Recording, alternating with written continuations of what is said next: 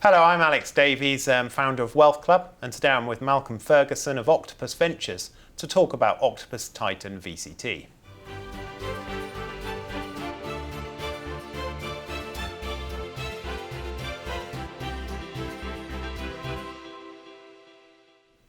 Hi Malcolm. Firstly, can you just tell me about Octopus Ventures and give me a brief background about yourself? I'd be happy to. So Octopus Ventures is now one of the largest and most established venture managers in Europe. We have a team of over 25 people making investments day to day. I joined the team about 8 years ago and I'm a partner in the team. And day to day I sit on the fintech side, so I make fintech investments, but I also sit on the portfolio management side and I sit on the board of a number of our portfolio companies. Before Octopus, so 8 years ago, I was in a different career path and I started in investment banking. Initially at Bank of America Merrill Lynch, where I was in the technology, media, telecom team, and then I moved to a technology boutique called GP Bullhound. So your team manages Octopus Titan VCT. Tell me about it. What does it aim to do for investors?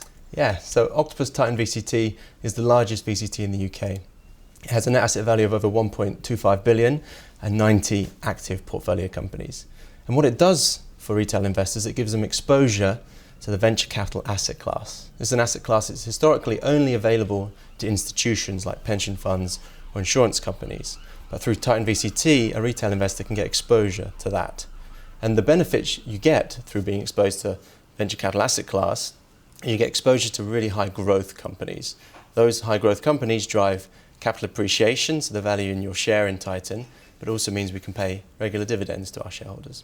And you talk about growth companies, so what exactly are the characteristics? What type of companies are you looking for? Yeah, so we primarily invest in UK-based technology and technology-enabled companies at the earliest stages of a company journey. So that means seed and Series A.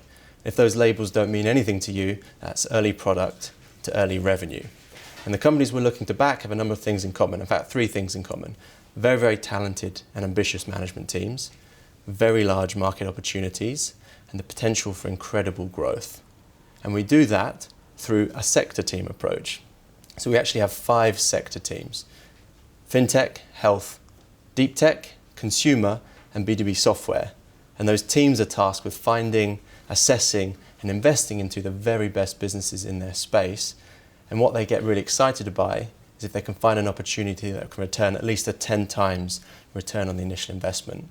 And in fact, our winners can actually return many orders of magnitude above that. Okay, and you sort of mentioned management teams. What do you look for in a management team? Yeah, so this is the single most important thing. If you get this bit right, the probability of building a really large generational defining company goes up materially. We generally back lots of different types of founders, but they probably group into 3 distinct categories. So we have the serial entrepreneur, those who have built, scaled, and grown businesses successfully in the past, and they now want to do their next project. The most famous example of that is an individual called Alex Chesterman, who we first backed at LoveFilm, then at Zoopla, and most recently, Kazoo. You then have the next group of people, and this is where the European ecosystem is getting really exciting, is you've had this wave of very, very successful companies created in the UK and Europe. Things like Deliveroo, TransferWise, which is now called Wise, Funding Circle, Graze, companies with their own portfolio. They've become successful, they've gone public, or they've exited. And some of those employees that worked there have seen greatness and they want to go and experience it themselves as the founder. So we've backed a lot of people that have come from these really successful companies and are now founders themselves. And the final group are people who have just dedicated themselves to a particular problem or have experienced it themselves as an executive. So we back academics who've been focused on academic breakthroughs, scientific breakthroughs, and then they want to commercialize that product through to people who have been professionals in banks, experienced a problem, couldn't fix it within the bank, so built a business to try and sell software to solve it for them. Okay, and talk to me about the companies you've recently invested in. Yeah, so we've invested in almost 20 new companies in the last 12 months. That's across the 5 different sector teams. So I'll pull out a couple of examples. First one is a business called Raylo. So Raylo is the smart way of getting the newest phone for you. So if you want to buy a smartphone, you have 2 options. The really expensive option is to go to your mobile operator and get a contract. You pay for your phone and you pay for your usage, but it's not very cost efficient. Or if you're lucky enough, you can spend £1,000 with a manufacturer, get your phone up front, you get a really cheap SIM-only deal. That's the best kind of value offer, but how many people can afford £1,000 upfront cost? So Raylo create a new option. You lease it from Raylo, you pay a monthly cost, and you get a SIM-only deal. So you get the best of both worlds. The beauty is, at the end of your contract, Raylo will come collect your phone from you, they'll refurbish it and make it available to someone else who maybe doesn't want to have the most expensive phone, but they want to have a great phone at a great price. So that circular economy benefit reduce wastage, which is something we're looking to try and invest into. Another example is a company from the health pod. The company's called Overture, and they operate in the fertility space. And one of the things we observed was actually people having hectic lives, having children later and later, fertility rates were declining. In fact, 1 in 7 people report conceiving difficulties in the UK. So a big and growing issue. When you have conceiving difficulties, one of the paths you may go down is IVF, but it's really expensive and really inaccessible. So what Overture is doing is they're automating all the steps in this IVF process using new techniques and things like robotics. It makes it much cheaper, and it makes the IVF practitioner much more efficient, lowering the cost, making it addressable for everyone. The founder that created this found it's the most important thing each time. He'd spent the last 30 years building startups, 3 unicorns. The most recent one has become the largest fertility clinic chain in the US. So he knows the problem, and he knows that, and he has experience building companies. So some really great companies from the portfolio. And what about other, maybe more established companies in your portfolio? Tell me about those. How are they doing? Yeah, so we've been investing for the last 13 years. So that portfolio has now grown. I mentioned a number of about over 90 today. So to pull a couple out, a business which has been in the portfolio for a couple of years called Quit Genius. So Quit Genius, they've created essentially a digital clinic and treatment pathway to treat substance addiction, so alcohol, smoking, opiates. And the way they distribute it is through employers who pay for the service on behalf of their employees.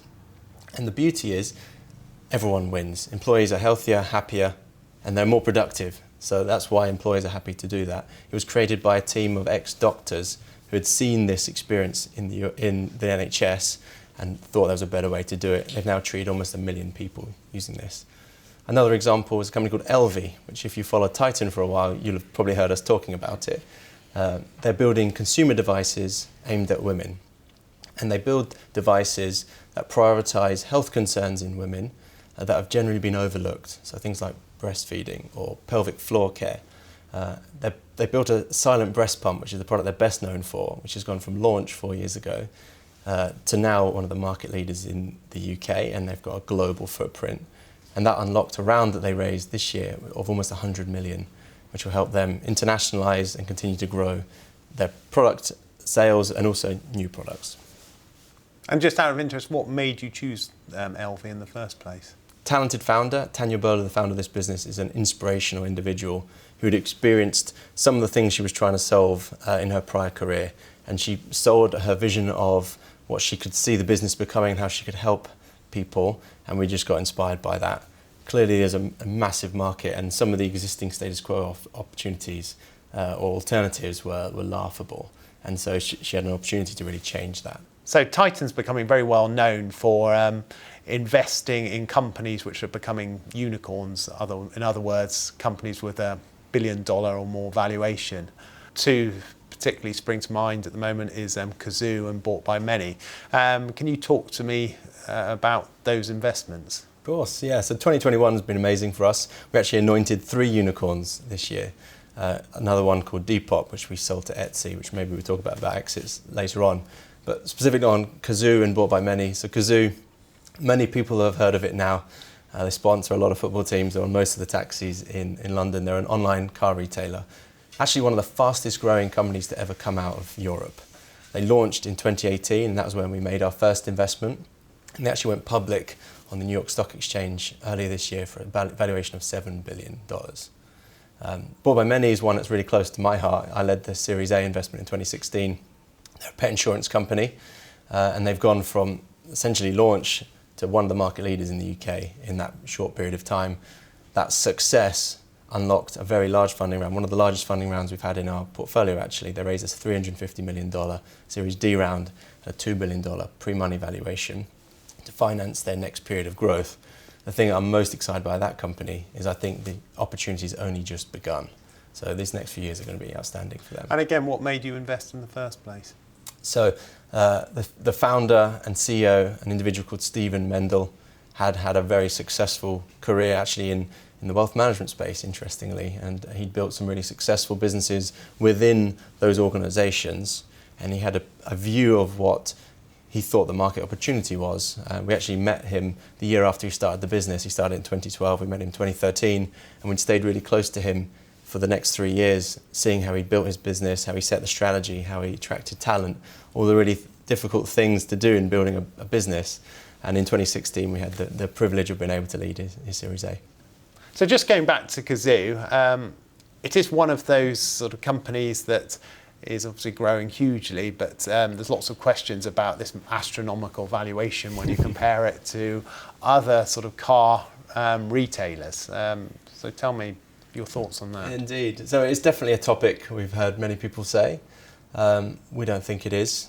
In fact, and the market's priced it in that way.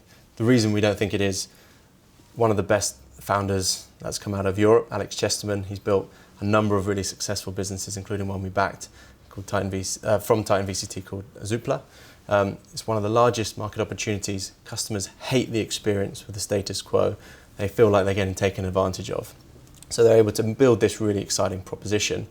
And if we just look at the financials, they're on track to deliver almost $1 billion in revenue this year, and have aspirations to double or triple that the following year. So they're very large now. They're growing extremely quickly into a market opportunity which is immense. So all these things help us get confidence in the ability for it to go from where it is today to maybe a couple of orders of magnitude beyond that. And how has the pandemic affected the portfolio? So this was something that we were clearly nervous about in March 2020 when we didn't really know what was going to happen. Funnily enough, fast forwarding 18 months, it's been one of the best years from a fund performance point of view that we've ever had. And the reason for that was, although from a societal point of view and in a lot of parts of the economy it's been terrible, one of the areas that's benefited is technology. We've seen a massive acceleration in technology adoption. One data point is e-commerce penetration, which is the proportion of sales that happen online. You'd expect that to have grown, but that actually almost doubled in 1 year, especially 10 years worth of development in one year. And people have learned to live and work in different ways. We all have Zoom meetings and in-person meetings, all these kind of platforms that require this level of collaboration. You couldn't do it 15 years ago probably, but some of the technologies that you need are some of the businesses that we invest into, and hence the portfolio has performed really, really well. And have any been negatively affected? Obviously, the most obvious example from my point of view would be something like Secret Escapes, which must have been when the pandemic hit in totally the wrong industry, or an industry you wouldn't want to be in. So how has that coped? Yes, so we had a handful of companies in the travel, hospitality, leisure spaces where if you can't travel, if you can't go out, if you can't enjoy yourselves outside of your home, you're clearly going to have a headwind to deal with. Secret Escapes is a good example for one of the more mature businesses in our portfolio. They're very large, very established team, very established brand, and they did suffer a real reduction in revenues as a result of not being able to travel. But they took advantage of that crisis, as some of the best entrepreneurs do, to take the opportunity to look at your operations. How can you make things more efficient? How can you make things leaner? And as they're emerging from this, travel restrictions lifted, people can now buy holidays again. They're in a stronger place, they're more scalable, they're more profitable, it's a better business. So actually, although it was a very difficult 12, 18 months, we're really excited by what that means actually for the future. When I speak to companies who've had Octopus money invested in them, they're actually always incredibly positive about how much you do for them. Do you want to talk to us more about what value you add and how you help these companies grow? Yeah, so one of the benefits of being so large is we can invest in resources that help them be more successful. One thing we've learned, probably the hard way, is the investment's the easy bit. It takes 1 to 3 months to make an investment, but post-investment that takes 10 years plus. So if you want to build a successful company and therefore have successful fund performance, we need to invest in helping those companies be even more successful. We've tried pretty much everything you could try, and we've zeroed in on 2 or 3 things we think really move the needle for these companies. Where we've spent the most effort is on the talent side. So to my point, I said 3 things that really matter for us when we're looking at a company: quality of team, size of market, rate of growth. Quality of team starts with the founder, but then it expands to the C-suite and expands to the whole organization. Some of the limiting factors to these companies scaling is how quickly can they actually grow their teams. So we have a talent function. Today it's 4 people. It will be growing to 6 people by the end of the year. That's one of the largest talent teams in any venture capital house. And their job is, when the companies join the portfolio, to meet them, understand the challenges, and help ensure they have the right infrastructure in place, the right policies, the right HR information systems, getting ready for scale. For the more successful companies in the portfolio, the larger ones, it's about finding and getting just the right person into the C-suite team that can help improve the marketing function or can help hire a CFO. And so we help along that spectrum. We also have a group of operating partners. Today we have 3 on retainer. These are people that have essentially had a 30-year career as CEOs, as heads of products, as heads of sales. And their job is to help some of the more mature companies be even better, and sharing their wisdom, their expertise, an external perspective who's actually very motivated for their success. And the final advantage that comes of a big portfolio is, if you think, we're seeing thousands of opportunities each year to make 20 investments. So we're highly curated in the things that actually come into the portfolio. So if you become part of the portfolio, you join this pretty small group of really impressive people. And we have an email group, and we encourage collaboration. People ask questions. You can provide advice. You help each other out because you're all in the same. Essentially, although you're doing different businesses, often you're trying to solve very similar problems. So you invest from a very, very early stage. So how risky is it? So at the earliest stages, we expect failure to be an important part of the journey. These are experiments. These are hypotheses. You're testing them. But these are also entrepreneurs that are very pioneering and wanting to change industries. That shouldn't be easy. So we do expect failure to be part of the journey at the early stage. Interestingly, if we zoom out though, for Titan VCT, it's actually less of a consideration. That may sound like a strange statement, but what I mean by that is we've been building a portfolio for 13 years now. A lot of the net asset value of the fund sits in very large, very established companies that we've just talked about earlier. Those have been born from earlier cohorts of investment, and have emerged to be these generation-defining companies. The investments we do today will be in the next generation, hopefully, of these successful companies. If I look at KPIs, so we do measure key performance indicators about failure in the portfolio. About 1/5 of all the investments we've made to date have lost money, and just less than that on a capital point of view. So we take high risk at the initial investment, and we have a very disciplined approach to follow on. All of this failure is included in our net asset value. So when we talk about performance, this is all net of some of this failure that happens. When you say you're putting money at an early stage and it's a test in a way, how much is that test? How much would your sort of ticket size be when you initially invest? So our investment range is quite broad. At the seed stage, it may be as little as $1 million. At the Series B stage, it may be as much as 10 million. And generally, the average investment we make is somewhere between 3 and 4. So what we would look to do is we make an initial investment into a cohort of 20 companies per year, and we expect a proportion of those to be successful and we'll invest more, and then a proportion of those to continue to be successful, to become the Kazoos, to become the bought by minis, and we may invest 3 or 4 times into those. Tell me, you've had some great exits recently. Tell me about them. Yeah, it's been a record year for us in terms of exits. Looking at total exit proceeds for this year, it's likely to exceed 200 million. So highly unusual and a really great outcome for our fund. Maybe to talk about some of those examples. I mentioned quickly Depop earlier. Depop is one of the unicorns that was anointed this year, and it's a real one, is that it's been a realised exit at over $1 billion valuation. In fact, we sold it for 1.6 billion to Etsy.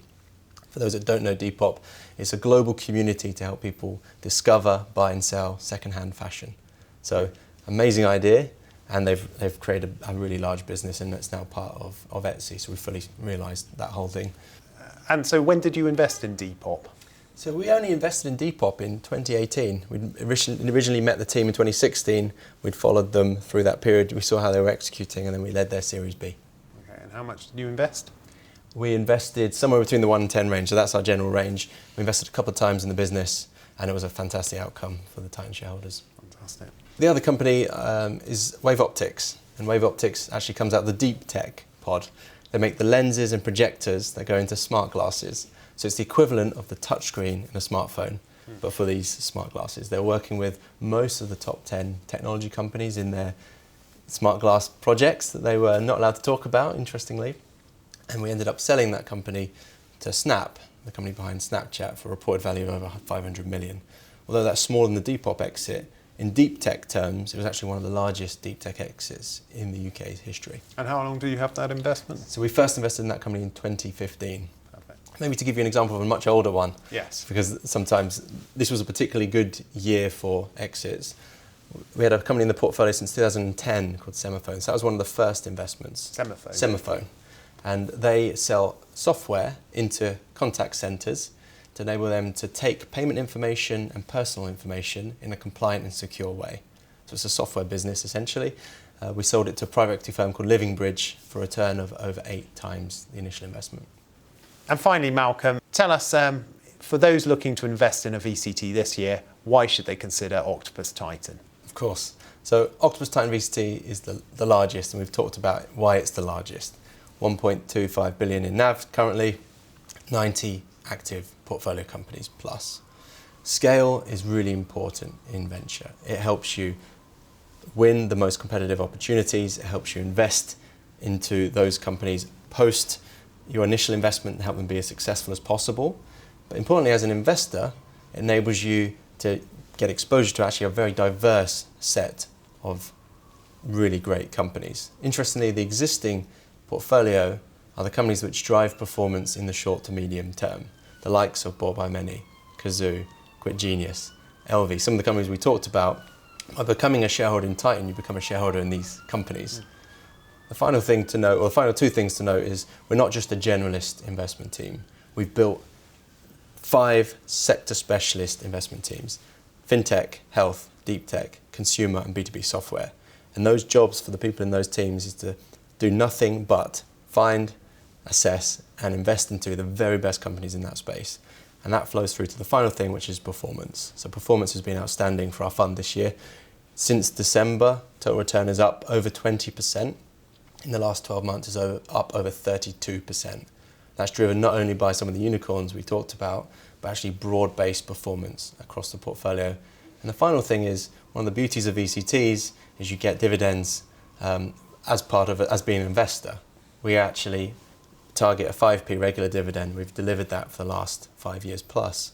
But what we've done this year is we've actually announced a special dividend on top of 6p. So overall dividends for this year will be at least 11p, which is a great tax efficient way of getting liquidity out of a VCT. Malcolm Ferguson of Octopus Ventures, thank you very much. Thanks for having me.